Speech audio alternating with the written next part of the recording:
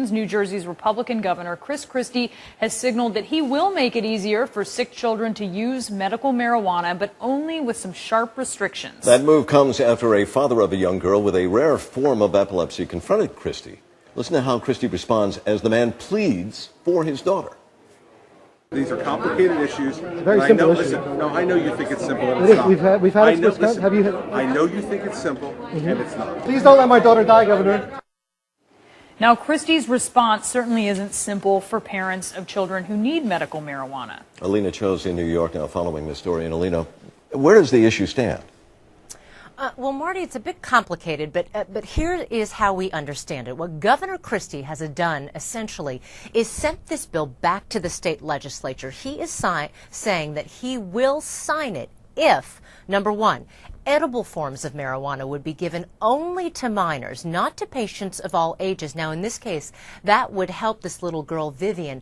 Two, Christie vetoed a provision that would have allowed children to qualify for the program with just a doctor's approval. He actually wants to keep in place the more strict requirement, current law, that parents have a note from a pediatrician, a psychiatrist, and that prescription from a qualifying doctor. And number three, the bill, as it stands now, would eliminate the number of marijuana strains available in New Jersey, including that strain that Vivian needs. And Christie is okay with keeping that portion in the bill, meaning, in essence, that Vivian could get the medical marijuana she needs.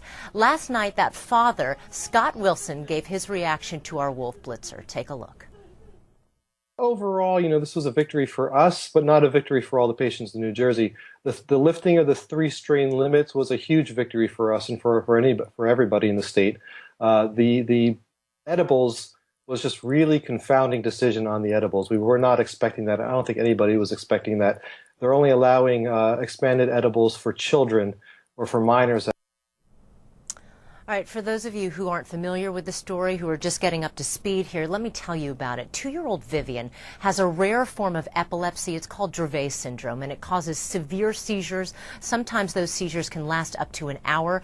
She is on a special diet, and she has special medications, but her parents believe that the only thing that will control these severe seizures is a special form of medical marijuana. Now, this special strain is high in something called CBD and low in THC.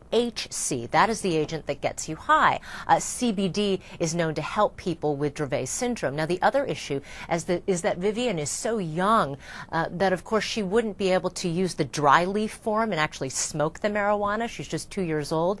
And her parents say that lozenges aren't an option either because they're a choking hazard, and also because there is sugar in those lozenges, and that is not advisable for someone like Vivian who has Dravet syndrome. Bottom line, Brianna and Marty, is that this is a victory for this family, a small one, and it's a victory for Vivian because it appears if the state legislature goes along with what Christie wants, soon little Vivian will be able to get this strain of marijuana that she needs in the right form, which is actually an oil.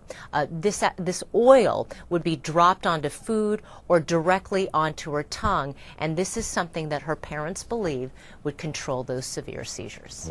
Marty, Wow, Brianna. there is a lot to it. Alina Cho, thank you very much.